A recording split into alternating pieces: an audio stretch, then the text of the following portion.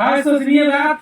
तो आपका होगा जम्मू एंड कश्मीर, इसकी राजधानी मौसम के अनुसार बदलता है ना। गाना है मौसम के सब बदल तो रही जाओगे, ये सांसों के बदल जाता है। ठीक है। और आठवां आपको पुडुचेरी, इसको पांडुचेरी भी बोलते हैं, तो पुडुचेरी इसकी राजधानी भी पुडुचेरी ही है। ठीक है। बाद बाकी मैपिंग आपका सभी राज्य दर्शाया गया है। ऊपर लद्दाख, जम्मू एंड कश्मीर ये क्या है, केंद्र शासित प्रदेश है। राज्य आपका हिमाचल प्रदेश से शुरू होता है। हिमाचल प्रदेश, पंजाब, हरियाणा, उत्तराखंड, उत्तर प्रदेश, राजस्थान, गुजरात, मध्य प्रदेश, बिहार, झारखंड, छत्तीसगढ़, पश्चिम बंगाल, बांग्लादेश, सिक्किम, अरुणाचल प्रदेश, ठीक है, नागालैंड, मेघालय, मिजोरम, त्रिपुरा, पश्चिम बंगाल, उड़ीसा, छत्तीसगढ़, महाराष्ट्र, इधर गुजरात आ जाइए, कर्नाटक, तेलंगाना, आंध्र प्रदेश, तमिलनाडु, केरला, श्रीलंका तो अलग है।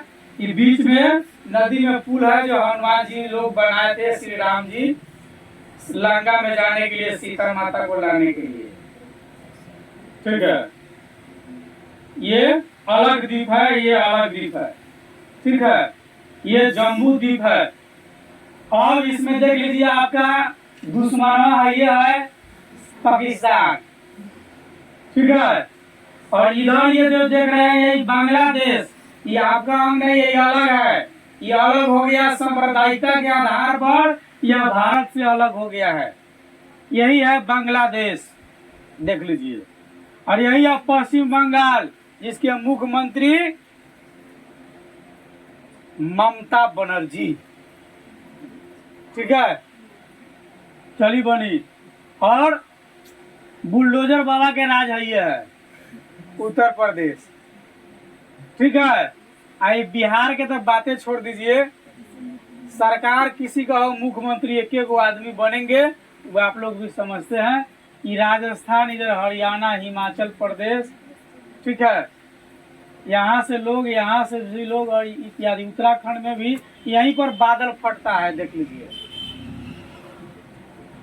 ठीक है। और हिमाचल प्रदेश, यहाँ पर नैना माता नाम का तीर्थ स्थल है, लोग घूमने के लिए जाता है। देखिए कितना ऊंचा स्थान पर है। ठीक है। हम लोग यहाँ है बिहार में।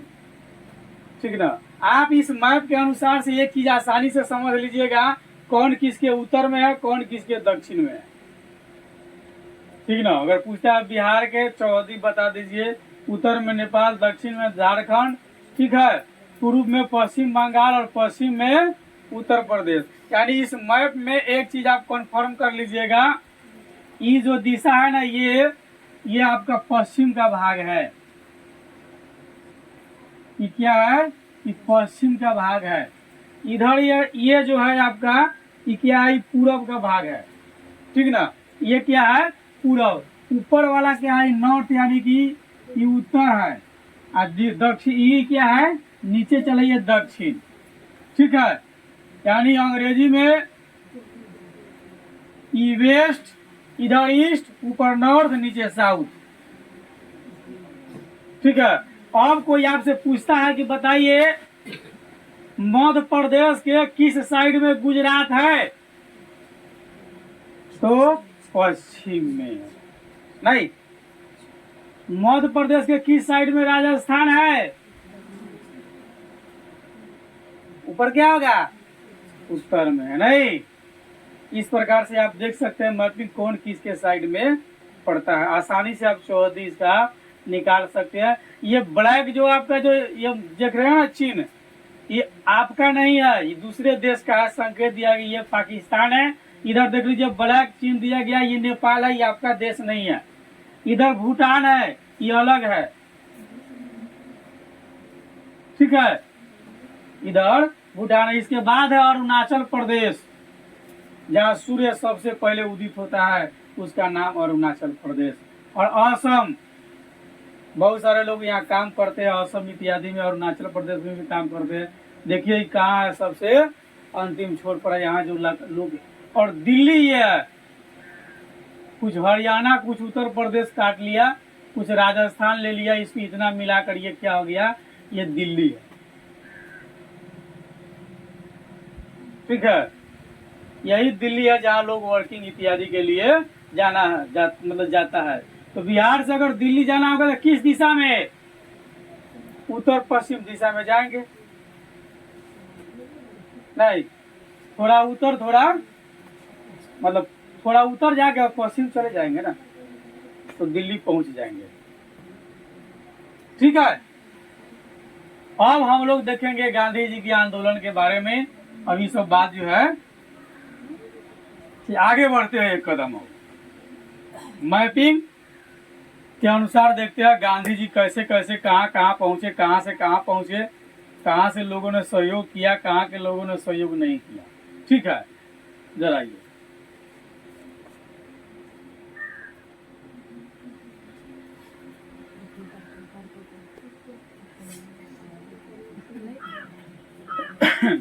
तो सविनय अवज्ञा आंदोलन की शुरुआत 1930 में हुई। अब हम लोग जानेंगे कि सविनय अवज्ञा आंदोलन होने की वजह क्या थी, क्या कारण थी जिसकी वजह से सविनय अवज्ञा आंदोलन हुई। पिछले वीडियो में हम लोग चर्चा किए थे कि सविनय अवज्ञा आंदोलन होने के कई सारे कारण थे। इससे पूर्व गांधी जी जब जेल गए थे चौड़ा चौड़ी आंदोलन में, 6 वर्ष के लिए उन्हें सजा हुई और 22 में गए, 22 में चौड़ा चौड़ी आंदोलन जो है आपका बंद हो गया। 5 फरवरी 1922 को जो घटना घटी, 12 फरवरी 1922 को गांधी जी जो है आंदोलन को बंद कर दिया। चौड़ा चौड़ी जो घटना घटी कब? 5 फरवरी 1922 को, और 12 फरवरी 1922 को गांधी जी कहा कि आंदोलन बंद करो, नहीं चलेगा। हम कहते हैं और हिंसा पर आंदोलन करो। ये सब हिंसा कर किया, बताओ तो। अंग्रेज पुलिस के खरीद खरीद के मारा है। अब पुलिस जब भाग गया है तो थाना में बंद करके जला दिया, सबको जिंदा जला दिया। इधर हिंसा कर रहा है। भाई आंदोलन को बंद करो। आंदोलन बंद हो गया 12 फरवरी को। ठीक है। गांधी जी 28 में जब जेल से आए तब उसके बाद की जो प्रक्रिया है वह हुआ सविनय अवज्ञा आंदोलन।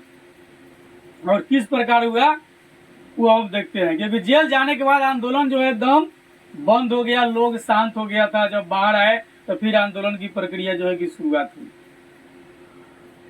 सविनय अवज्ञा आंदोलन मूल रूप से जो है अंग्रेजी हुकूमत के विरुद्ध में था। सरकार का विरोध करना आम जनता आंदोलन तब करती है जब उसकी आवश्यकता अनुसार उसको साधन नहीं मिलता है, तो लोग जो है सरकार के विरुद्ध में आंदोलन करता है, यानी क्रांति इत्यादि करता है। ठीक है।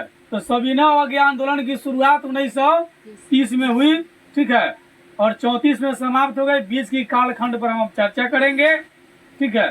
तो सविनय अवज्ञा आंदोलन होने के पहला कारण साइमन कमीशन, जो रौलेट एक्ट जो बना था 21 मार्च 1919 ईस्वी को, उसमें अंग्रेजों ने कहा था कि हम जो है 10 वर्षों के बाद इस नियम में संशोधन करेंगे।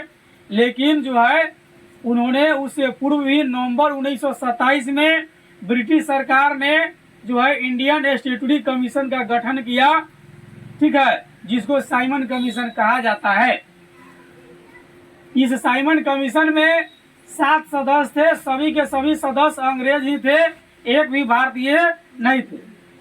साइमन कमीशन का उद्देश्य था देश के संवैधानिक नियम में सुधार लाना, लेकिन भारत के लोगों को इस पर यकीन नहीं था, क्योंकि उसमें एक भी सदस्य भारत के लोग नहीं थे। भारत के लोगों ने साइमन कमीशन का विरोध करना प्रारंभ किया और विरोध के कारण जो है अंग्रेज और बौखला गए। लोगों ने विरोध करना शुरू किया, जिसके कारण अंग्रेज जो है और बौखला गए और लोगों पर दमनकारी प्रतिक्रिया करना शुरू कर दिया। 3 फरवरी 1928 को जब साइमन कमीशन जो है भारत में पहुंचा, कहाँ? मुंबई। ठीक ना। कहाँ? मुंबई। आप देख लीजिए, आपके मुंबई महाराष्ट्र। ठीक ना। समुद्री मार्ग से यहाँ जब पहुंचा, ठीक है, तो लोगों ने और क्रांतिकारियों ने काला झंडा से स्वागत किया, यानी भारत के पश्चिमी तट पर पहुंचा। इधर भारत का पश्चिमी तट और इधर भारत का पूर्वी तट। ठीक है। तो इससे अंग्रेज को और जो है आक्रोश ज्यादा हुआ। दूसरा था नेहरू रिपोर्ट। साइमन कमीशन के बाद तत्कालीन भारत के सचिव लॉर्ड बिरकनहेड ने भारतीयों को चुनौती दिया कि है दम तो संविधान बनाकर दिखाओ, जो संविधान भारत के सभी दलों को, सभी गुटों को मान्य होगा। अगर अंग्रेज बनाता है, तुम नहीं मानते हो, तुम कहते हो कि हमारे लिए नहीं बनेगा, तो तुम खुद बनाकर दिखाओ यार। खुद तो बनाते नहीं हो, हमको बनाने भी नहीं देते हो। तो भारत के तत्कालीन सचिव जो है बिरकनहेड ने भारत के लोगों को चुनौती दिया। इस चुनौती को स्वीकार करते हुए, यानी इसकी जवाब में कांग्रेस ने फरवरी 1928 में दिल्ली में एक सर्वदलीय समिति की आयोजन किया। इस सम्मेलन में मोतीलाल नेहरू को अध्यक्ष बनाया गया और ब्रिटिश सरकार से डोमिनियन स्टेट देने की मांग की गई। दुर्भाग्य, इस देश के कुछ लोग ही कांग्रेस पार्टी के सहमत में नहीं थे, यानी असहमत थे, जिसके कारण नेहरू रिपोर्ट अस्वीकृत हो गई। लेकिन इसका जो है नया निर्णय जो है लोगों के बीच हुआ और लोग जो है ना मिल करके सविनय अवज्ञा आंदोलन में गांधी जी के साथ भाग लिया। तीसरा कारण था विश्वव्यापी आर्थिक मंदी के प्रभाव।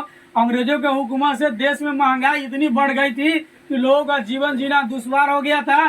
देश के बड़े बड़े जो फैक्ट्री वाले लोग थे, बड़े बड़े जो लोग थे, बड़े बड़े पूंजी वाले लोग थे, उसकी भी बहुत हालत खराब हो गई थी। और किसान के बारे में क्या कहना, किसान की स्थिति तो और ज्यादा दयनीय खराब थी। इससे भी अन्य लोग अब करता क्या, ठीक है, मजबूरी में जो है अब क्या करेगा, किसी न किसी तरह जो है अंग्रेज का तो विरोध करेगा। ऐसे भी अंग्रेज जो है कहाँ जीने दे रहा है, ठीक ना।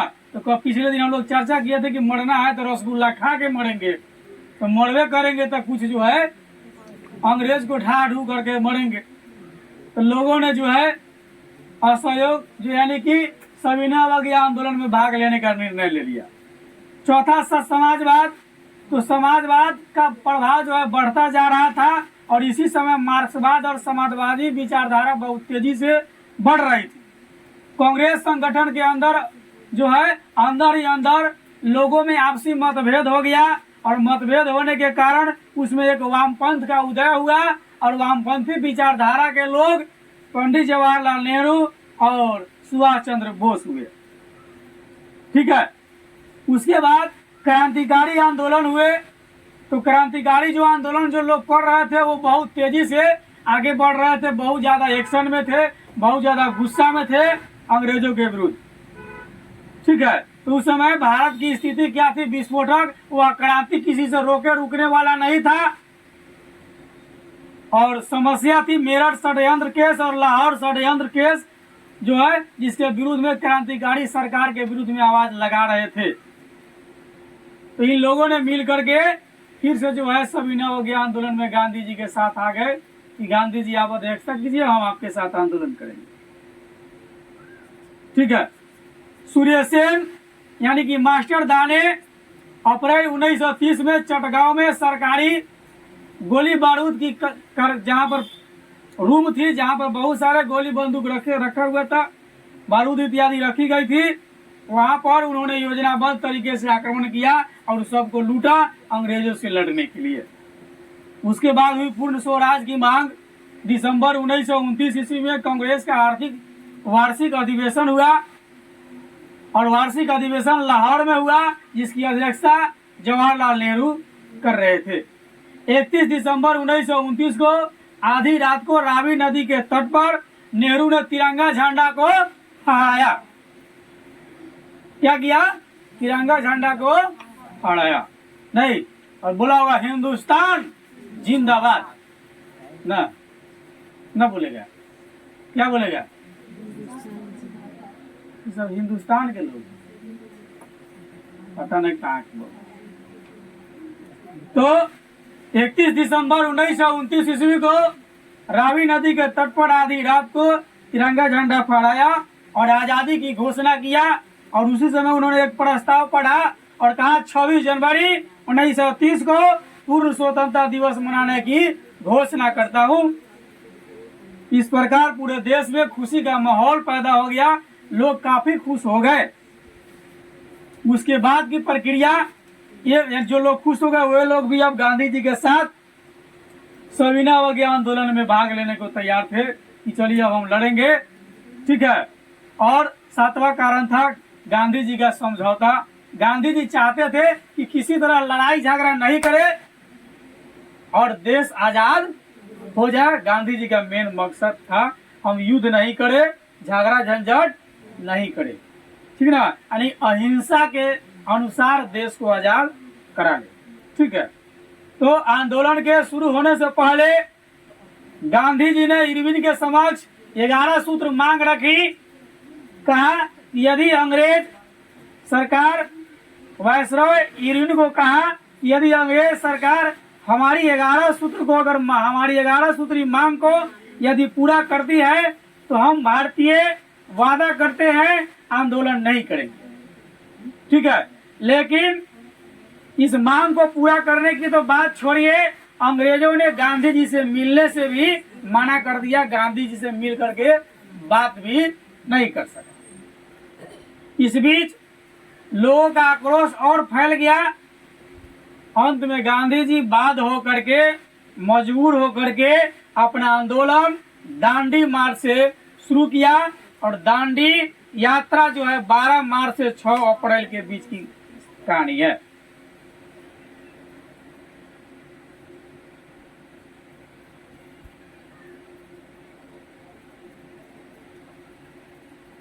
दांडी यात्रा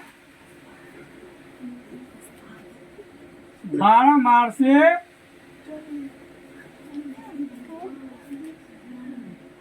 6 अप्रैल 1930 के मध्य में हुआ। अब इसकी वर्णन हम करेंगे। दांडी यात्रा 12 मार्च से 6 अप्रैल 1930 तक की यात्रा के वृत्तांत है। ठीक है। गांधी जी ने सविनय अवज्ञा आंदोलन की शुरुआत दांडी यात्रा से की। आंदोलन की शुरुआत कौन सी से की है?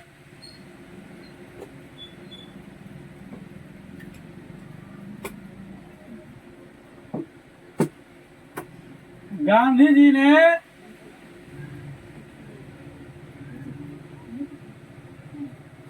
सविनय अवज्ञा की शुरुआत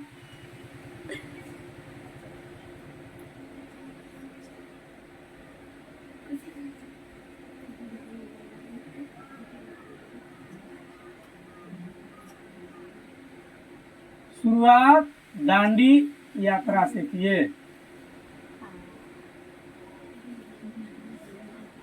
किसे किए? दांडी यात्रा से किए। ठीक है। उन्होंने 12 मार्च 1930 ईस्वी को, कब? 12 मार्च 1930 ईस्वी को साबरमती आश्रम से, दांडी कहाँ है? गुजरात में। कहाँ? यही है गांधी जी का गांव, मोदी जी का गांव, यही गांव। देखिए गुजरात पूरे दुनिया में छाया है। एक गुजराती अब पूरे दुनिया पे भारी पड़ गया है। बिहार के लोग कहता है एक बिहारी और 100 पे भारी। अभी लागू हो गया एक गुजराती, यानी एक गुजराती पूरा दुनिया पर भारी पड़ गया है। नहीं, और गांधी जी भी गुजरात के ही रहने वाले थे। 12 मार्च 1930 को साबरमती आश्रम से अपने 78 अनुयायियों के साथ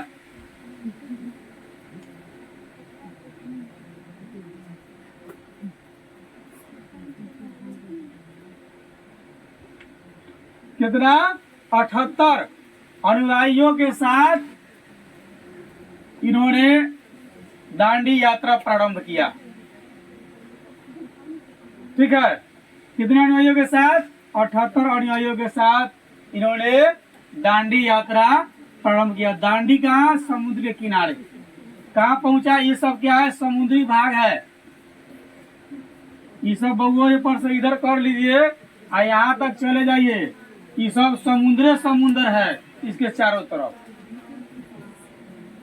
ये सब स्थल, ये ऊपर वाला स्थल भाग है और ये समुद्री भाग है। ये सब पूरा समुद्र है इसके चारों तरफ से।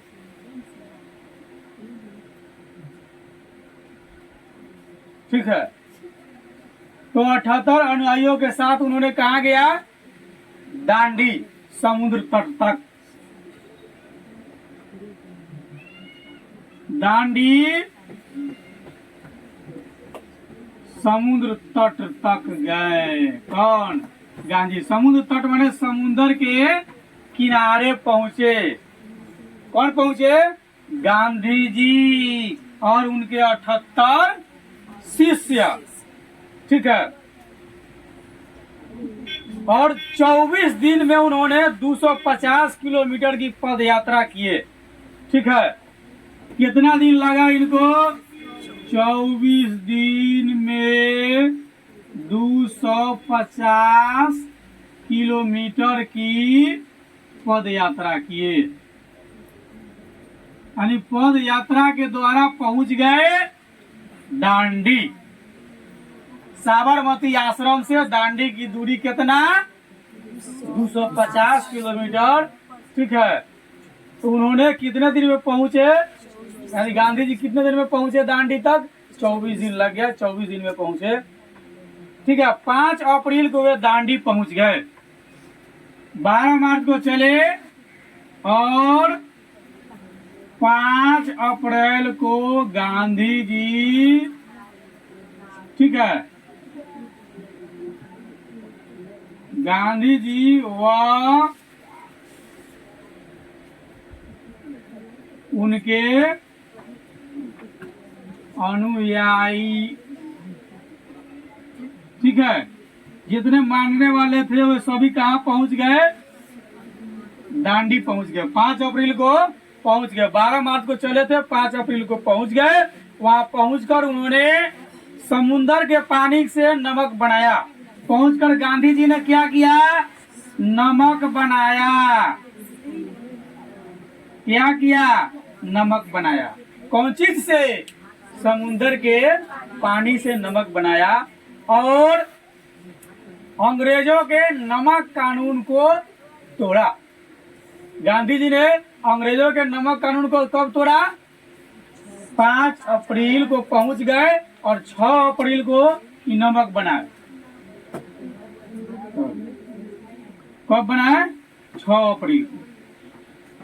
5 को पहुंचे, 6 अप्रैल को गांधी जी जो है नमक बनाए और अंग्रेजों के कानून को पहले बार गांधी जी किसी को तोड़ने जोड़ने की बात किए, आवेश की बात किए।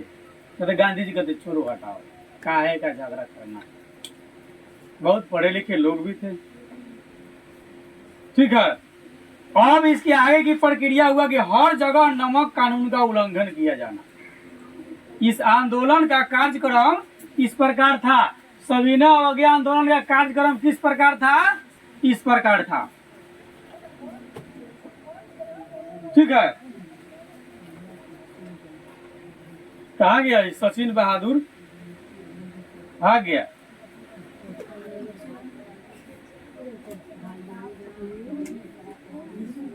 आंदोलन का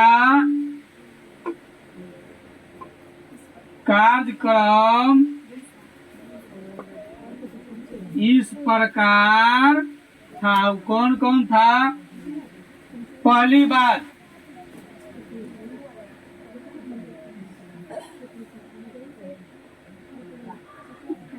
भारत के सभी जगहों पर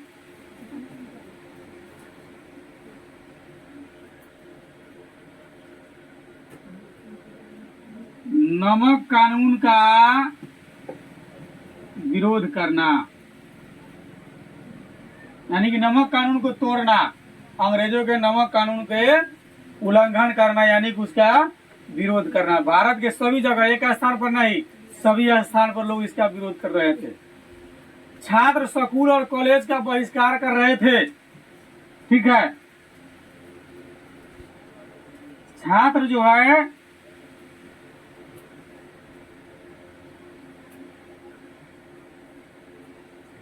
अंग्रेजी स्कूल और कॉलेज का बहिष्कार कर रहे थे।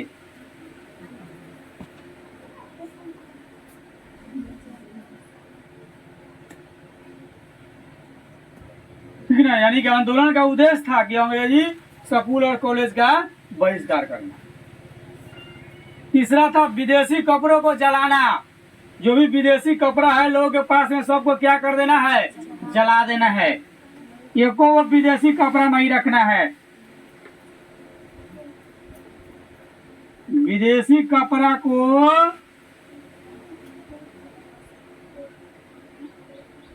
जलाना, जो भी विदेशी कपड़ा है सबको जला देना है, एको कपड़ा नहीं रखना है। ठीक है। और सरकार को कोई टैक्स नहीं देगा, सरकार को कोई टैक्स नहीं देगा, एको रुपया टैक्स नहीं देगा सरकार को। जरा जो टैक्स मांगने हैं सरकार को पकड़ पकड़ करके मारना है। आंदोलन का कार्यक्रम जो था वो इस प्रकार था, क्या कि सरकार को कोई जो है कर नहीं देना है, किसी प्रकार का कोई टैक्स गवर्नमेंट को नहीं देना है। टैक्स मांगने आया ना तो लाठी डंडा लेके खड़ा देना है उसको, कि ना भागता ही नहीं भागता है। हमारे देश में रह के हमरे में टैक्स लेने आता है ना, तो कोई टैक्स नहीं देना। औरतों द्वारा शराब की दुकानों में धारणा देना कि शराब की दुकान बंद करो, शराब की दुकान बंद करो। वकील अदालत छोड़े। गांधी जी कहते कि जो लोग अंग्रेजी हुकूमत के कोर्ट में जो वकालत कर रहे हो वह वकालत छोड़े, और अंग्रेजी पद पर जो सरकारी कर्मचारी है जो नौकरी कर रहे हैं वो लोग अपना पद का त्याग करे। उसके बाद हर घर में लोग चरखा काटे और सूत बनाए, अंग्रेजों द्वारा बनाया गया कपड़ा का उपयोग नहीं करे, विदेशी कपड़ा का उपयोग नहीं करे, खुद कपड़ा जो है तैयार करे, सूत बनाए, खुद कपड़ा तैयार करे, यानी कि आत्मनिर्भर भारत बने। ठीक है। इन सभी कार्यक्रम में सत्य और अहिंसा को सर्वोपरि रखा जाए, और कार्यक्रम में इस बात का ध्यान रखा जाए कि कहीं पर मार झगड़ा नहीं हो। अगर कौन एक झपट देता है तो खा लीजिए, लेकिन झगड़ा नहीं कीजिए। यानी कि आपको हमेशा सत्य और अहिंसा को सर्वोपरि रखना, ना तो याद कीजिए चौरा चौरी वाला कांड ना। अब है नमक सत्याग्रह का प्रसार, यानी कि किस तरह से फैला हुआ। तो देश में जब गांधी जी एक बार नमक तोड़ दिए तो उनके तोड़ने के बाद जो है पूरा देश में जो है यह जो है क्या हो गया, शुरू हो गया। पूरे देश में नमक कानून तोड़ने की प्रक्रिया शुरू हो गई। ठीक ना। तो तमिलनाडु में तंजौर के समुद्री तट पर सी राजगोपालचारी तिरुचन्नपल्ली से वेदारण्य तक की पद यात्रा की नमक कानून तोड़ने के लिए। आप देखिए तमिलनाडु कहाँ पड़ता है, भारत के सबसे दक्षिणी क्षेत्र में ना। इसके बाद श्रीलंका पड़ता है, यानी इसके चारों तरफ से क्या है, यहाँ से लेके यहाँ तक समुद्र है, यहाँ से लेकर के इसका जो सीमा है यहाँ से लेके यहाँ तक क्या है, समुद्र है। ठीक है। तो तमिलनाडु के कौन थे, सी राजगोपालचारी थे। ठीक ना। उन्होंने तिरुचन्नापल्ली से वेदारम तक की पद यात्रा की, किस लिए, नमक कानून तोड़ने के लिए। यानी कि भारत के दक्षिणी क्षेत्र से शुरुआत हुई। ठीक ना। कहाँ से, तमिलनाडु। तमिलनाडु क्या है, भारत का सबसे दक्षिणी एकदम अंतिम छोर पर पड़ता है, इसके बाद कोनो है ये नहीं। ठीक ना। यानी यहाँ से शुरू हुआ। तमिलनाडु के कौन थे, सी राजगोपालचारी। ठीक है। उन्होंने तिरुचन्नापल्ली से वेदारम तक की पद यात्रा शुरू किया। ठीक है। फिर आइए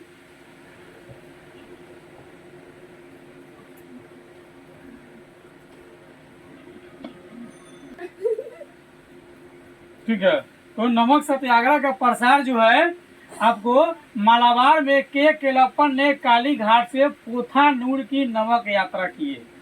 ठीक ना। इन्होंने भी कुछ लोगों को समूह के द्वारा नमक कानून को जो है भंग किया, नमक बनाने की प्रक्रिया चलाई। पेशावर में खान अब्दुल गफ्फार खान के सामाजिक और राजनीतिक सुधारों ने पठानों में राजनीतिक चेतना का प्रसार किया। पठान भी बहुत कठोर कास्ट होता है।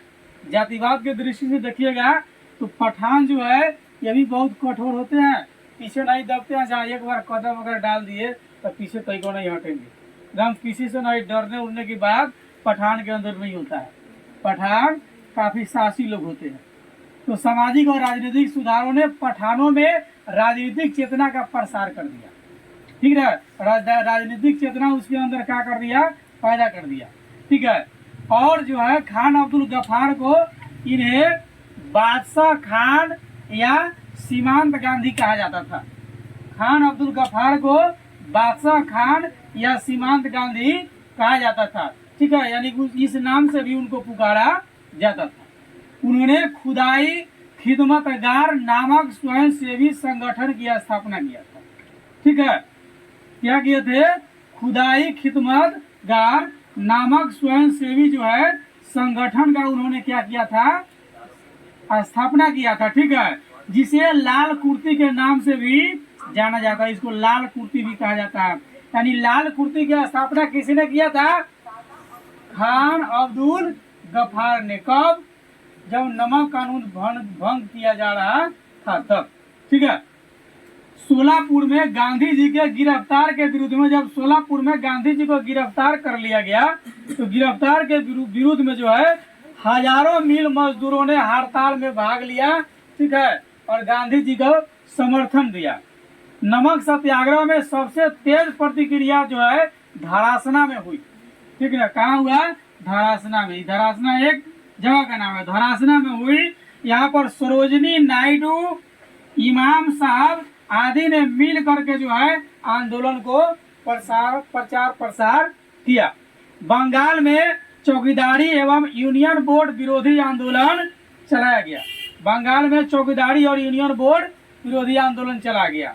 गुजरात के कई सारी तालुकों में, कई सारी क्षेत्र में लोगों ने टैक्स देना बंद कर दिया, ठीक है। यानी टैक्स देना क्या कर दिया, बंद कर दिया। कहाँ के लोग, गुजरात के, जहाँ से दांडी यात्रा शुरू हुई थी। कहाँ, साबरमती आश्रम से दांडी समुद्र के किनारे तक। दांडी कहाँ है, समुद्र के किनारे। कौन राज्य में, गुजरात, ठीक है। असम में कुख्यात कनिंघम सर्कुलर के विरुद्ध में छात्रों ने एक शक्ति आंदोलन चलाया, ठीक है। और मणिपुर नागालैंड में रानी गौरेनलियू ने प्रशंसनीय नेतृत्व प्रदान किया। अब इससे यह सिद्ध हो गया कि अब आंदोलन जो है पूरी अपनी चरम सीमा पर है, अब किसी परिस्थिति में पीछे कदम नहीं हटाएगा। अब आइए बिहार के आंदोलन प्रसार में। बिहार में देखिए क्या होता है, बिहार के लोग किस प्रकार के हैं। क्या एक बिहारी 100 पर भारी ना, एक गुजराती पूरा देश पर भारी अभी है, बिहारी पहले से 100 पर भारी। तो बिहार में तो समुद्र तट है नहीं, आप बिहार के देख लीजिए, इसे किसी भी क्षेत्र से जाइएगा तो समुद्र नहीं है, समुद्र किसी भी तट से इसमें है ये नहीं है, ठीक है। लेकिन बिहार के लोग मानने वाला थोड़ी था, सोचा कुछ ना कुछ तो हम लोग भी करेंगे, कुछ ना कुछ हम लोग का भी नाम होना चाहिए भाई। तो बिहार के लोगों ने देखा कि हम लोग यहाँ समुद्र है ये नहीं है, तो नमक कानून कैसे तोड़े, तो अंग्रेज का किसी न किसी तरह से तो विरोध करना है। तो यहाँ बिहार के लोगों ने चौकीदारी कर देने से मना कर दिया। कहा कि बिहार में चौकीदारी कर के विरुद्ध में आंदोलन होगा, ठीक है। हम अंग्रेजों को कोई टैक्स नहीं देंगे, ठीक है। आंदोलन की शुरुआत बिहार में सबसे पहले सिवान जिला में शुरू हुआ। सिवान जिला में चौकीदारी कर के विरोध में जो है आंदोलन का नेतृत्व गंगा प्रसाद राय ने किया। बाद में यह आंदोलन धीरे धीरे बिहार के कई जिला में फैल गया, जैसे गया, भागलपुर, मुंगेर, बाढ़, मोकामा, बड़हिया, बेगूसराय आदि क्षेत्र में चला गया। सबसे तो अद्भुत कारनामा हो गया छपरा में, जहाँ खेसारी लाल के घर है ना, छपरे जिला में घर है के घर खेसारी लाल के। खेसारी लाल के तो सब लोग चिंता है, क्या मारी मारी यादव जी। तो छपरा जिला में जो है सबसे एक अलग जो है तरीका का आंदोलन हो गया। क्या हो गया, छपरा जेल के जितने भी कैदी लोग थे, छपरा जेल में जितने भी कैदी थे उन लोगों ने विदेशी कपड़ा पहनने से इनकार कर दिया। कहा कि हम विदेशी वस्त्र नहीं पहनेंगे, हम स्वदेशी वस्त्र पहनेंगे। हम अपने देश के जेल में ना है, तुम्हारे देश के जेल में है कि तुम्हारा कपड़ा पहनेंगे, हम अपने देश का कपड़ा पहनेंगे। यानी कि विदेशी कपड़ा पहनने से मना कर दिया, ठीक ना। और तो और नंगी हड़ताल का आयोजन किया, बिना कपड़ा के हड़ताल का आयोजन किया जेल में। आयोजन का मतलब किया, छोड़ा नहीं। बिना कपड़ा का जो है आंदोलन किया अंग्रेज सबको। कौन अंग्रेज डर के मारे लॉक में जाते ही नहीं रहा होगा ना, अरे भागो भागो सब बिहारी सब पगला गया है, ठीक है। विदेशी वस्त्र के बहिष्कार में सब आपके पटना जिला के औरत लोग भी बहुत आगे थी उस जमाने में। अभी तो सबसे ज्यादा जो है विदेशी वस्त्र पहन के घूमती होगी क्या, देखिएगा किसी किसी औरत सबको 65 वर्ष की उम्र हो गया और ड्रेस पहनती है 16 वर्ष के लड़का वाला। भारत की स्त्रियों का एक अलग पहनावा, रंग ढंग, भारत की बेटियां अलग स्थिति में रहेगी, बहुएं अलग स्थिति में रहेगी, दादी इत्यादि अलग सिचुएशन में रहेगी। लेकिन भारत में पश्चिमीकरण का ना, भारत में पश्चिमीकरण सभ्यता का जो है बहुत अनुकरण होता है ना। अब घर देखिए, घर समय किसी की भाभी होगी, उस साड़ी में न रहती है, वो अलग ड्रेस में पहनती है, उसका रख रखाव रहेगा। ये क्या है, सब पश्चिमी सभ्यता का प्रभाव है भारत पर। अब 56 वर्ष के दादी और ड्रेस पहन के आती है 16 वर्ष वाला, तो सूट करेगा? ये सब क्या है, पश्चिमीकरण का अवतरण हो गया है लोगों के अंदर। लेकिन उस जमाने में पटना जिला में के स्त्रियों ने बढ़ चढ़ करके भाग लिया। भले आज के नहीं है तो पटना को छोड़िए ना, शिवहर के तो दादी लोग बुझावे ना करती है कि दादी है। कोनो सभी नहीं, कुछ महिलाएं हैं जो भारत की संस्कृति को कायम करके रखी है, सभी नहीं, कुछ महिलाएं ऐसी भारत के पश्चिमी संस्कृति के प्रभाव कुछ ही महिलाओं पर है, बाद बाकी अन्य महिलाएं तो समान तरीके से रहती है। लगता है यहाँ भारत की महिलाएं है। भारत की महिला को, जो महिलाएं शादी विवाह जब हो जाती थी महिलाओं की, तो उसके पांव तक किसी को नजर नहीं आता था।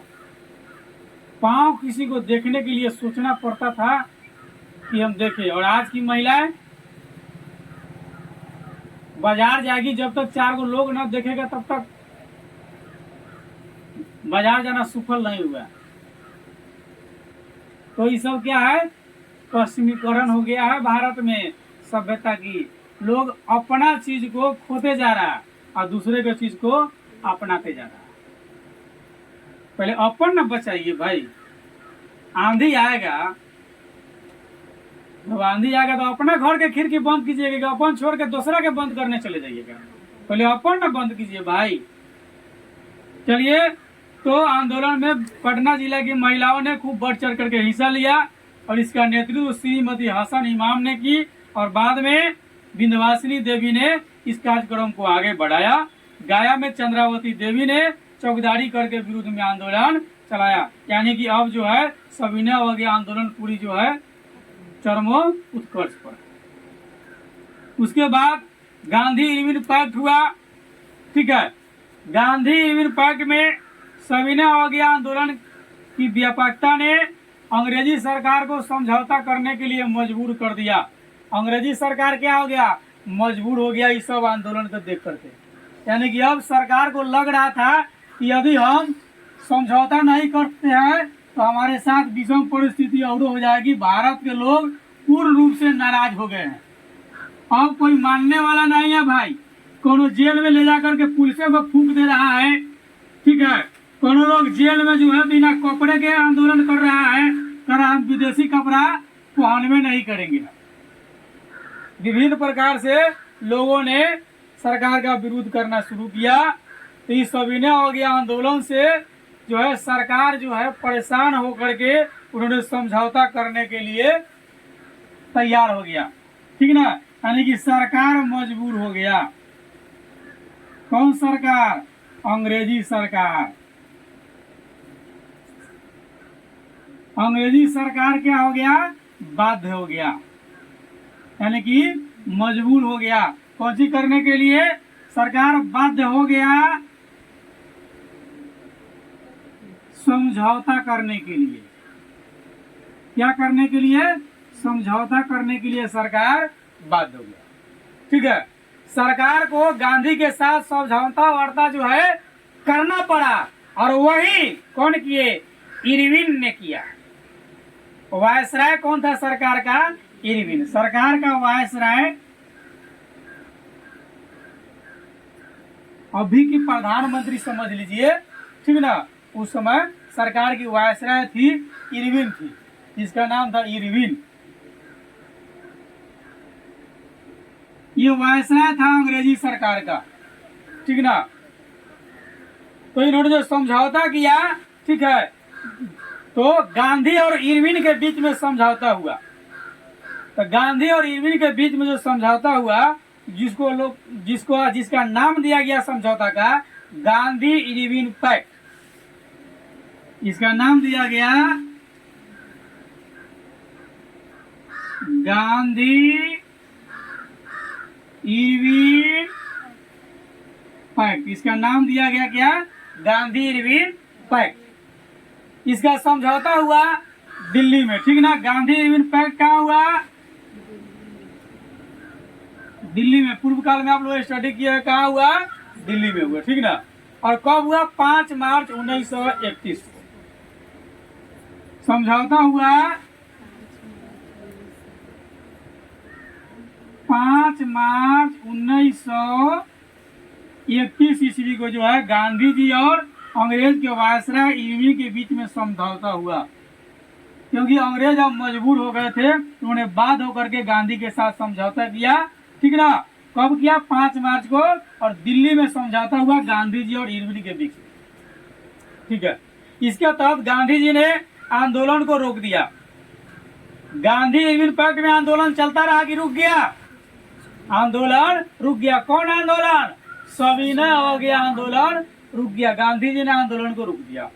द्वितीय गोलमेज सम्मेलन में भाग लेने के लिए गांधी जी सहमत हो गए कि ठीक है, द्वितीय गोलमेज सम्मेलन में भाग लेंगे, ठीक ना। ये गांधी इरविन पैक्ट में समझौता हुआ, और समझौता के बाद गांधी जी कहाँ गए? द्वितीय गोलमेज सम्मेलन में। द्वितीय गोलमेज सम्मेलन में गए। कौन? गांधी जी, ठीक ना। द्वितीय गोलमेज सम्मेलन में जाने के लिए सहमत हो गए, यानी कि यहां से गया। गांधी जी ने द्वितीय गोलमेज सम्मेलन में जब भाग लिया, लेकिन वहां पर किसी भी मुद्दे पर गांधी जी के साथ बात नहीं बनी। गांधी जी वहां से निराश होकर के लौट आए। दूसरी ओर ब्रिटिश सरकार ने दमन का सिलसिला और तेज कर दिया, और भारतीयों को जेल में ठूसना शुरू कर दिया, मारना शुरू कर दिया, पीटना शुरू कर दिया, ठीक है। अब गांधी जी ने दोबारा सविनय अवज्ञा आंदोलन की प्रारंभ किया, परंतु आंदोलन रुकने के बाद जो है लोग और क्रांतिकारी उस उत्साह से नहीं थे जिस उत्साह से प्रथम बार आंदोलन शुरू किया गया था, ठीक है। तो जिसको 1934 में आंदोलन को पूरी तरह से वापस ले लिया गया गांधी जी के द्वारा। 1934 में जो है सविनय अवज्ञा आंदोलन क्या हो गया? बंद हो गया, क्योंकि दूसरी बार गांधी इरविन पैक्ट समझौता हुआ 5 मार्च 1931 को आंदोलन को बंद कर दिया गया, ठीक है। आंदोलन बंद करने के बाद में द्वितीय गोलमेज सम्मेलन में गांधी जी गए। कुछ दिन के बाद जब वहां गए तो किसी तरह की बात बनी नहीं। गांधी जी निराश हो गए।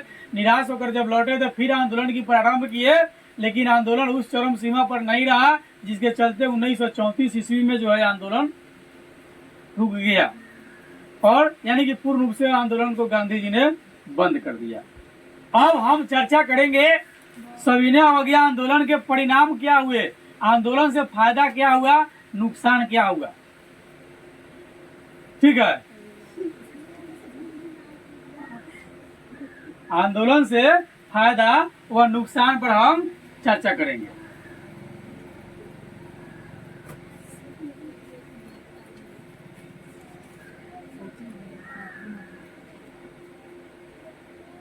भूख लागल बा नहीं क्यों बोलो तो क्लास चालू रही हाँ? आंदोलन का परिणाम ठीक है कल से नए सिरे से चालू हो जाएगा हाँ क्या बोलिए जय हिंद जय भारत।